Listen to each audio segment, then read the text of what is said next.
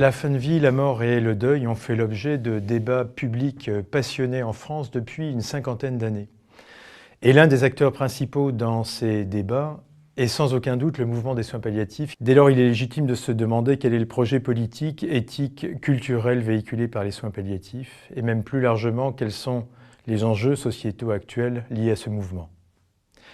Pour répondre à ces questions, il convient de rappeler brièvement le contexte général relatif à la fin de vie en France et l'évolution historique de ce mouvement depuis une trentaine d'années. Alors rappelons quelques données démographiques. Depuis la Seconde Guerre mondiale, on compte en France chaque année entre 500 et 600 000 décès, dont 200 000 liés à une maladie grave et qui pourraient bénéficier des soins palliatifs. 70% de ces décès surviennent en institutions de soins, dans les hôpitaux, les cliniques, les EHPAD. Alors il faut rappeler également une évolution sensible des mentalités collectives concernant la déchristianisation, un vieillissement de la population française avec une augmentation concomitante des maladies chroniques, une médicalisation du mourir avec la revendication d'une autonomie individuelle qui serait garante de sa propre liberté, d'une maîtrise absolue sur sa vie et sa mort. Une intolérance grandissante dans nos sociétés occidentales contemporaines face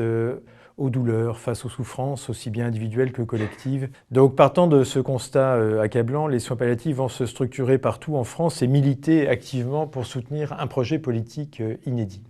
Alors de quoi s'agit-il? Il s'agit effectivement, et en premier lieu, de changer l'attitude de la médecine et de la société tout entière face à la mort, réinscrire le mourir, la mort et le deuil sur la scène sociale, lutter contre la solitude des mourants, pour reprendre le titre de l'ouvrage célèbre de Norbert Elias, sociologue, faire société et réaffirmer la solidarité envers les personnes en fin de vie, considérées comme des sujets singuliers de soins, animés jusqu'au bout par des demandes, des désirs, des besoins.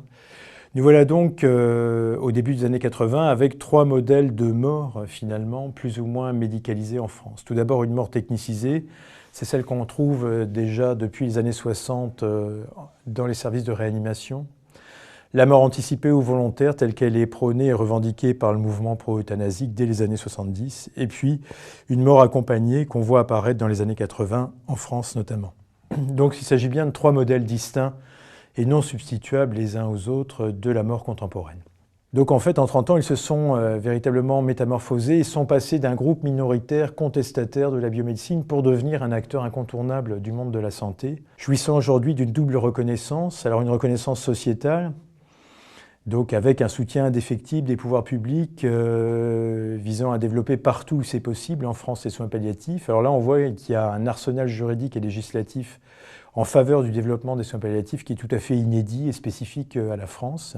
Donc les soins palliatifs sont reconnus véritablement de nos jours comme une spécialité médicale, là aussi, puisqu'ils sont intégrés dans le système de soins français. Les soins palliatifs étaient au départ un segment contestataire et de la biomédecine, et véritablement maintenant ils sont totalement intégrés à l'institution médicale et ils incarnent actuellement un courant réformiste de la médecine. Il s'agit d'améliorer l'existant et non plus un courant révolutionnaire comme il l'était au départ. En revanche, là, on peut faire un constat d'échec, là aussi, des soins palliatifs a changé le regard de la société sur la mort, dont l'idée reste toujours insupportable pour la plupart de nos contemporains. Cela dit, il y a un prix aussi à payer à cette institutionnalisation et reconnaissance des soins palliatifs qui sont désormais pris dans une double contrainte entre la science et le marché, entre rationalité et efficience technoscientifique. On est donc là dans une logique gestionnaire entrepreneuriale qui envahit le champ palliatif et même plus largement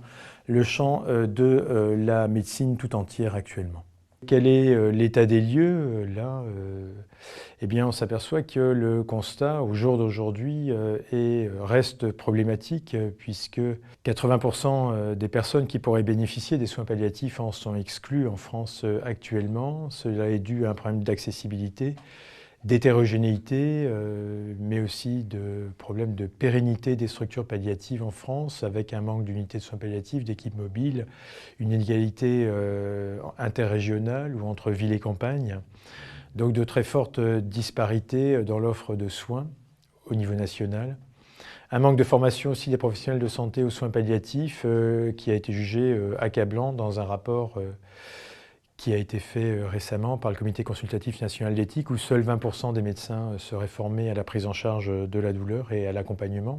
Un vœu également légitime des Français qui est de choisir le lieu de leur fin de vie, alors là où 70% des Français plébiscitent le domicile. Or, on s'aperçoit que les lieux de décès sont très massivement, restent là aussi dans des structures hospitalières médicalisées. Les lois relatives également aux soins palliatifs restent très largement méconnues, pas seulement du grand public, mais également des professionnels de santé eux-mêmes, et sont rarement ou mal appliquées. Au final, la situation globale des personnes en fin de vie reste encore très largement insatisfaisante. Beaucoup d'efforts restent encore à faire. Donc si on reprend la question des enjeux sociétaux pour les soins palliatifs, de quoi s'agit-il? Il s'agit d'assurer une fin de vie digne, la plus apaisée possible au plus grand nombre de nos concitoyens, protéger les plus vulnérables de toute dérive mortifère qui serait idéologiquement et économiquement justifiée. Pour cela, les soins palliatifs adoptent, in fine, une posture prudente et nécessairement réflexive face à la technicité médicale d'une part, mais aussi aux idéologies contemporaines et aux évolutions récentes du droit des patients. Pour conclure, il conviendra de ne surtout pas enfermer la fin de vie et la mort dans les soins palliatifs ou dans la médecine. Les soins palliatifs ne sont solubles ni dans la technique, ni dans la science, ni dans la gestion, au risque d'y perdre leur âme. Sans technophilie naïve ni technophobie primaire, les soins palliatifs doivent remettre la technique médicale à sa juste place, à savoir dans la relation de soins où elle s'origine. Pour finir tout à fait, rendons hommage à l'action exemplaire des professionnels de santé et des bénévoles qui œuvrent modestement au quotidien, loin des feux médiatiques, à retisser des liens sociaux rompus ou distendus auprès des personnes isolées, fragilisées, vulnérables, en fin de vie et endeuillées.